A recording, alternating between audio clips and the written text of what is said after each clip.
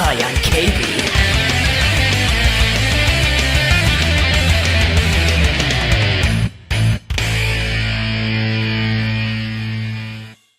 Without any introduction, I'm going to recreate the blindsided scenario that occurred in the comments of the top 10 cutest Pokemon that I did, with an insane girly voice and stop wiggling. Why was he at number 1, KB? I can't believe you put him at that spot. No, definitely no voting going on here. You, sir, should be mummified. I didn't want to do a girly accent. Okay, that was kind of slander, as well as liable. So yes, the misconceptions and self-imagined awareness of what Pokemon I find to be cute, gonna make it. Right now. Right? In no particular order, because that's definitely what you want. A mad list instead of a mad countdown. Who comes up with these names? I think Vulpix was the most cherished and missed when it came to the lists. That rhymes. And now people could say that it's a strange occurrence to not see it voted high on the list, but say it was on the list, and replaced with something like Piplup. Wouldn't people be wondering where Piplup is?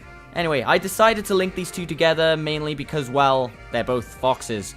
Alright, get in here, Zorua. So Vulpix is essentially the test subject for showing how well your hairbrush works, and Fennekin is the definition of where barbers missed a spot.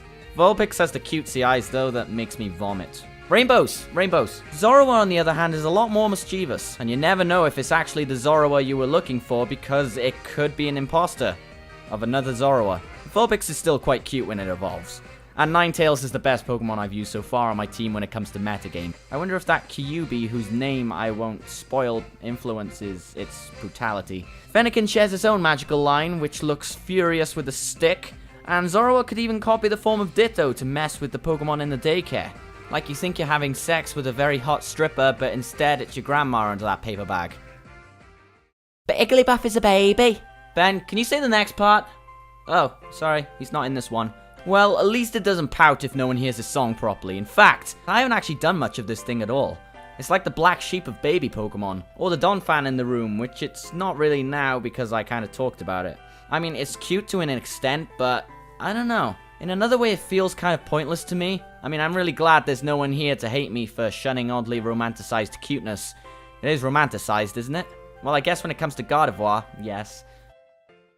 Not really much to say about Manaphy, except that it was featured in a movie that I haven't seen spark that much attention compared to the rest, but what's interesting about Manaphy is its move Heart Swap, which surgically exchanges the hearts of you and your opponent, switching the increasing and decreasing stats. In spirit, that's pretty sweet, but in reality, Cupid has Taipan venom sprouting off of a titanium arrow.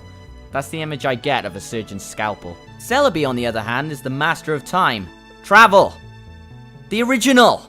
I swear in this day and age, though, it could pass off as a fairy type because it looks like a pixie. But grass is fine, I suppose. Pixies hide in grass, I think. Besides from an ultra weakness to bug. If you want to see this Pokemon, though, you have to be at peace. Or in peaceful times. Which is never going to happen! Sorry to say. Who in the hell missed out Shinx? Personally, I love it and its club-like features. And its cub-like features. It's not in the club. Did you not get a resemblance of Electric Simba when seeing this little shocker?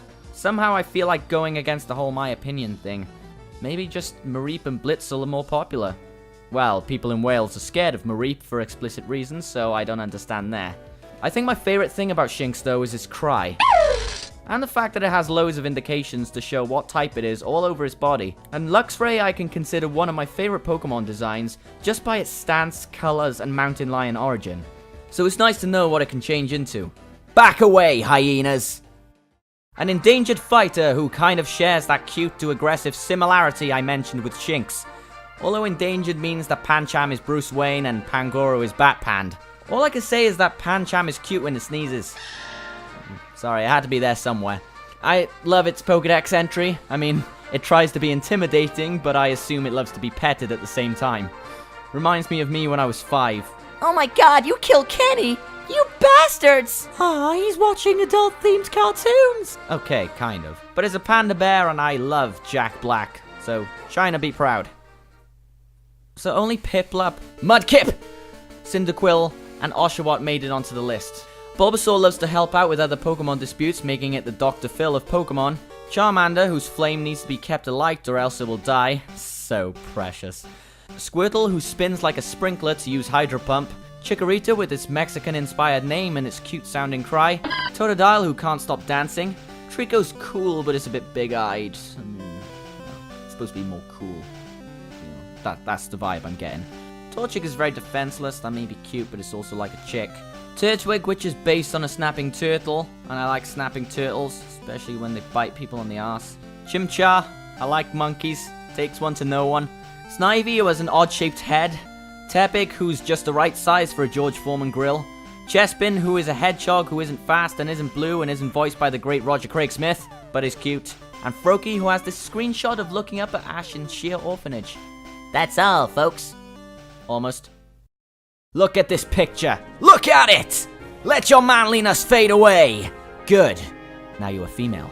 No, I am not going to make another hacks joke. And this evolution line is like the yang to the dino line's yin. One being attack-based and the other being special attack-based.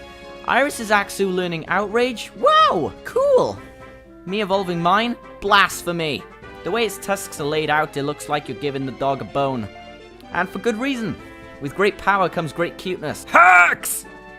You just couldn't hold it in, could you? Don't count your yolks before they hatch, ladies and gentlemen, because Togepi has a lot more firepower to it than meets the eye.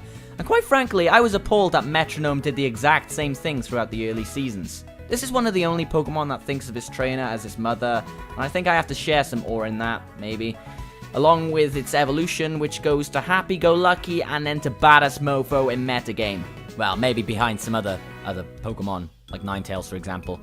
It's definitely been one of the most unique Pokemon throughout the series, and at the same time has no clear idea what it's doing, while all the praise goes to Psyduck for apparently having a massive headache at the time of blowing up Team Rocket and blasting them off. So right now I'm going to make some honorable mentions, which will have a brief statement for each. To say, where is that? Well, it's right here, but it didn't have as much of a mention for reasons, blah, blah, blah, but I will just say this. Okay, well done, cool. Anyway, Riolu, a close contender for the original list, being the pre-evolved form of Lucario, but really, Lucario has always taken the spotlight. Skeeto, right along, Billy. I just love this mechanic, and the music goes with it as well. Purloin, I talked about Skitty. You know, cats are cool, so mischievous. But my cat Dusty is the best of all cats, so deal with that. Well, Floette, I mean, there was that scene where he went back to AZ, and that was one of the most emotional moments of Pokemon. And that's the most I can praise it for, to be honest. And Phantom, it's a child, but the way it got to that point, well, just watch my disturbing video and you'll find out. Really now, I understand Mew and Jirachi, well, Jirachi is a bit odd with the all-seeing eye marked on his belly button. But the fact is that Victini has no record at all of having a deformed embryo as a sprite, and didn't actually try to accidentally kill anybody. Yes, you can try to do that. Unless anybody can actually confirm, because I haven't actually seen the Victini movie. The whole Victory Peace signage means that he wants to share the love. And everywhere you go, always take the weather with you. By that I mean sunshine, and by sunshine I mean good luck. If I do have a cutest Pokemon to rank as number 1, it would be this little dude. He's destructive in a cute way. So precious. Not to mention, Victini is sort of missing though, with its Unova Pokedex number being 000. Victini is said to be based off of the Greek goddess of victory, Nike. Shoot! And it has those little teeth and those cascaded bug eyes. Move over, Sylveon. Victini came first. Fairies, they always have to steal the spotlight, don't they? So there you go, I hope that cleared things up for you, and if it didn't, then I'm going to have to disable the comments like a good boy. So until then, you can follow my Facebook, Twitter, Tumblr, and my other channels. So thank you for watching, and lights out! Personally, I don't watch wrestling to see buff men in Speedos, but I will enjoy it because it's entertainment and that's what it's there to provide. The other reasons why I don't like some certain aspects of it is to do with not really nostalgia, but where it started and ended off, and bad writing skills and causing a wrestler to leave is not going to be a good thing in my book.